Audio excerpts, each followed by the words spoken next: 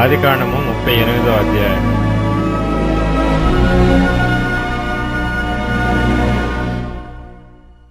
ఆ కాలమందు యూదా తన సహోదరులను విడిచి హీరా అను ఒక అదుల్లామీయుని యొద్ద ఉండుటకు వెళ్ళెను. అక్కడ షూయ అను ఒక కనానీయుని కుమార్తెను యూదా చూచి ఆమెను తీసుకొని ఆమెతో పోయెను. ఆమె గర్భవతి అయి కుమారుని కనగా అతడు వానికి ఏరు అను పేరు పెట్టెను. ఆమె మరలా గర్భవతి అయి కుమారుని కని వానికి ఓనాను అను పేరు పెట్టెను. ఆమె మరలా గర్భవతి అయి కుమారుని కని వానికి షేలా అను పేరు పెట్టెను. ఆమె వీని కనినప్పుడు అతడు కజీబులో నుండెను. యూదా తన జ్యేష్ఠ కుమారుడైన ఏరునకు తామారు అను దానిని పెండ్లి చేసెను. యూదా జ్యేష్ఠ కుమారుడైన ఏరు యెహోవా దృష్టికి చెడ్డవాడు గనుక యెహోవా అతని చంపెను. అప్పుడు యూదా ఓనానుతో, నీ అన్న భార్య యొద్దకు వెళ్లి మరిది ధర్మం జరిగించి నీ అన్నకు సంతానము కలుగు చేయమని చెప్పెను. ఓనాను ఆ సంతానము తనది కానేరదని ఎరిగి ఆమెతో పోయినప్పుడు తన అన్నకు సంతానము కలుగజేయకుండునట్లు తన రేతస్సును నేలను విడిచెను. అతడు చేసినది యెహోవా దృష్టికి చెడ్డది కనుక ఆయన అతని కూడా చంపెను. అప్పుడు యూదా, ఇతడు కూడా ఇతని అన్నల వలె చనిపోవునేమో అనుకొని, నా కుమారుడైన షేలా పెద్దవాడగు వరకు నీ తండ్రి ఇంట విధవరాలుగా నుండుమని తన కోడలైన తామారుతో చెప్పెను. కాబట్టి తామారు వెళ్లి తన తండ్రి ఇంట నివసించెను. చాలా దినములైన తరువాత షూయ కుమార్తె అయిన యూదా భార్య చనిపోయెను. తరువాత యూదా దుఃఖ నివారణ పొంది అదుల్లామీయుడైన హీరా అను తన స్నేహితునితో తిమ్నాతునకు తన గొర్రెల బొచ్చు కత్తిరించు వారి యొద్దకు వెళ్ళెను. దాని మామ తన గొర్రెల బొచ్చు కత్తిరించుటకు తిమ్నాతునకు వెళ్ళుచున్నాడని తామారునకు తెలుపబడెను.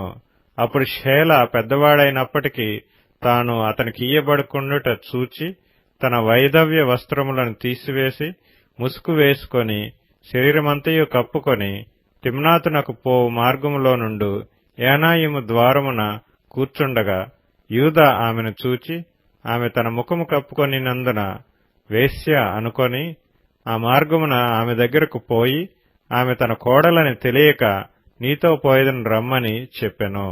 అందుకామె, నీవు నాతో వచ్చిన ఎడల నాకేమి ఇచ్చెదవని అడిగెను. అందుకతడు, నేను మందలో నుండి మేకపిల్లను పంపెదనని చెప్పినప్పుడు ఆమె, అది పంపు వరకు ఏమైనా కుదువు పెట్టిన ఎడల సరే అని చెప్పెను. అతడు, నేను నీ యొద్ద ఏమి కుదువు పెట్టవలనని అడిగినప్పుడు ఆమె, నీ ముద్రయు దాని దారమును నీ చేతికర్రయు నని చెప్పెను. అతడు వాటిని ఆమెకిచ్చి ఆమెతో పోయెను. ఆమె అతని వలన గర్భవతి ఆయెను. అప్పుడామె లేచిపోయి తన ముసుగు తీసివేసి తన వైధవ్య వస్త్రములను వేసుకొనెను. తరువాత యూదా ఆ స్త్రీ యొద్ద నుండి ఆ కుదువను పుచ్చుకొంటకు తన స్నేహితుడగు అదుల్లామీయుని చేత మేకపిల్లను పంపినప్పుడు ఆమె అతనికి కనబడలేదు. కాబట్టి అతడు మార్గమందు ఏనాయిము నొద్ద నుండిన ఆ వేశ్య ఎక్కడనున్నదని ఆ చోటి మనుషులను అడగగా వారు, ఇక్కడ వేశ్య యవతియూ లేదని చెప్పిరి. కాబట్టి అతడు యూదా యొద్దకు తిరిగి వెళ్లి, ఆమె నాకు కనబడలేదు, మరియు ఆ చోటి మనుష్యులు ఇక్కడికి వేశ్య యవతియు రాలేదని చెప్పిరని అనినప్పుడు యూదా, మనలను అపహాస్యం చేసెదరేమో, ఆమె వాటిని ఉంచుకొని నిమ్ము, ఇదిగో నేను ఈ మేకపిల్లను పంపితిని, ఆమె నీకు కనబడలేదు అనెను. రమారమి 3 నెలలైన తరువాత నీ కోడలగు తామారు జారత్వం చేసెను. అంతేకాక ఆమె జారత్వం వలన గర్భవతి అయినదని యూదాకు తెలుపబడెను. అప్పుడు యూదా, ఆమెను బయటకు తీసుకుని రండి, ఆమెను కాల్చివేయవలనని చెప్పెను. ఆమెను బయటకు తీసుకుని వచ్చినప్పుడు ఆమె తన మామ యొద్దకు ఆ వస్తువులను పంపి, ఇవి ఎవరివో ఆ మనుషుని వలన నేను గర్భవతినైతిని. ఈ ముద్ర, ఈ దారము, ఈ కర్ర ఎవరివో దయచేసి గుర్తుపట్టుమని చెప్పించెను.